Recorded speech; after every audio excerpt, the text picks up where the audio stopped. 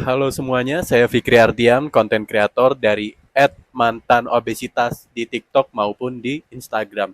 Dan di video pertama ini, sorry kalau suara hujannya ini masuk ya, karena ini suaranya hujan dari luar.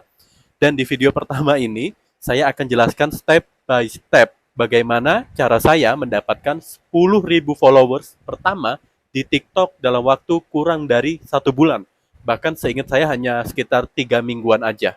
Kebetulan di laptop saya ini sekarang saya lagi buka profil TikTok saya dan di sini juga saya ada MS Word contekan ya untuk skrip yang udah saya tulis. Jadi nanti kalau saya sambil baca juga nggak apa-apa ya. Yang penting isi informasinya tersampaikan dan ini berdasarkan pengalaman pribadi sekaligus juga dari informasi tim TikTok itu sendiri karena kalau dulu saya gabung di TikTok ini tahun 2021.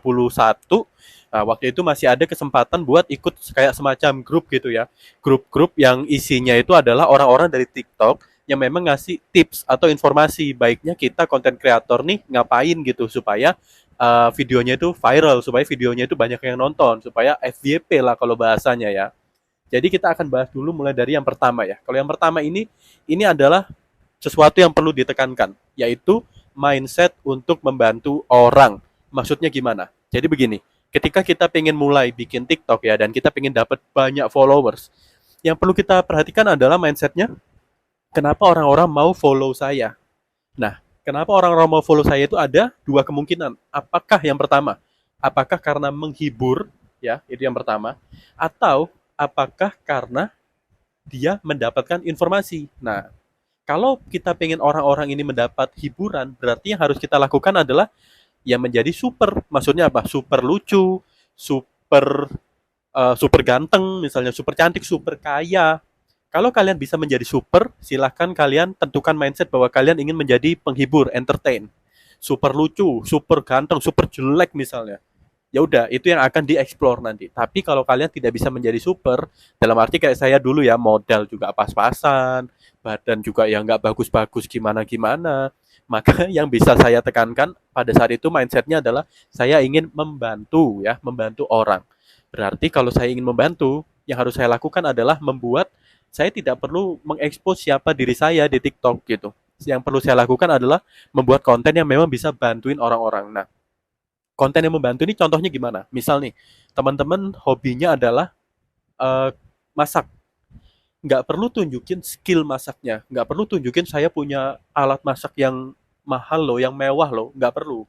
Tapi teman-teman cukup tunjukin tipsnya misalnya. Contoh ya tipsnya gimana cara masak nasi goreng supaya nasinya nggak kelembekan. Nah itu aja udah membantu. Ada nggak yang nonton? Pasti banyak yang nonton. Karena orang-orang merasa terbantu. Tapi kalau kalian bisa menjadi pihak yang super ya, ya itu aja yang diekspos. Misalnya kalian chef nih di US ya, di Amerika sana. Ya udah kalian tunjukin aja bahwa kalian chef, kalian punya ini punya itu. Nah, itu juga pasti banyak yang menonton, tapi itu sisinya adalah entertain, hiburan ya. Nah, itu tadi yang pertama, mindset dulu. Lalu yang kedua adalah sebentar, saya cek contekannya supaya urut ya, supaya step by step. Yang kedua adalah nah, tentukan niche market. Niche market itu maksudnya apa? Niche market itu adalah sederhananya ya, sebuah topik utama dari akun kalian. Misal kalau saya niche marketnya adalah fitness, berarti segala hal yang berhubungan dengan fitness. Termasuk di dalamnya nanti kita akan menyelami lagi, apakah mau fitnessnya ini di gym, apakah mau fitnessnya ini fokus di nutrisi, apakah fitnessnya mau fokus di olahraga di rumah, itu kan beda-beda ya. Jadi nanti semua ada fokusnya lagi, bisa diselami lagi. Tapi sebelum kita bisa menyelami itu, otomatis kita harus tahu dulu topik utamanya. Contoh lagi misalnya orang-orang yang suka jalan-jalan, berarti niche marketnya traveling. Nah dari situ juga kita nanti bisa tentuin lagi mau travelingnya yang budget, yang murah, atau yang mahal, yang ke cafe, atau yang ke alam. Nah begitu ya. Itu yang kedua. Yang ketiga berhubungan juga dengan nomor dua, yaitu target audiens. Jadi audiensnya itu siapa? Apakah audiensnya ini adalah orang-orang yang memang misal tadi ya adalah orang kita niche marketnya nih suka jalan-jalan, traveling. Berarti audiensnya adalah orang-orang yang juga suka jalan-jalan. Tapi kan orang yang suka jalan-jalan juga dibagi lagi ya. Ada orang-orang yang suka jalan-jalan dengan hemat biaya. Berarti kemana? Ke alam. Kita bisa pilih konsepnya ke sana. Tapi ada juga yang suka jalan-jalan ke kafe-kafe misalnya. Berarti bisa Ya, kita review-review kafe, rekomendasi kafe. Itulah pentingnya untuk mengetahui niche marketnya apa, terus target audiensnya apa. Kalau itu udah ketemu, otomatis nanti untuk mencari ide-ide lebih lanjut itu lebih gampang karena dengan dua hal ini teman-teman tahu nih mau kemana arahnya. Kalau memang mau ke target yang budget ya yang hemat kan nggak mungkin kita rekomendasi penginapan yang mahal. Otomatis kita cari misalnya lagi traveling rekomendasi penginapan yang biayanya murah di bawah 300.000 misalnya seperti itu. Ini perlu konsisten di situ supaya nanti penonton itu nggak bingung kalau ngelihat akun kita lewat nih. Ini akunnya si A misalnya. Loh, kemarin dia bahas masak, sekarang bahas ini. Akhirnya TikTok pun bingung ya mau ngerekomendasiin konten ini ke siapa gitu, ke penonton yang mana. Karena TikTok itu sistemnya dia akan nyebar nih, satu video kita upload disebar ke 10 orang. 10 orang itu tadi dilihat nih, misalnya si A sukanya traveling. Wah kok dia nonton? Mungkin memang kontennya ini berhubungan gitu ya. Tapi kalau si A suka fitness, otomatis konten traveling kan nggak ditonton, di swipe dong. Itu kalian akan kehilangan momentum untuk dapat penonton lebih banyak. Lalu untuk yang selanjutnya, nomor berapa? Nomor 4. Setelah kita menentukan niche market dan target audience, maka kita akan menentukan untuk take video. Nah, take video ini tentukan seberapa banyak.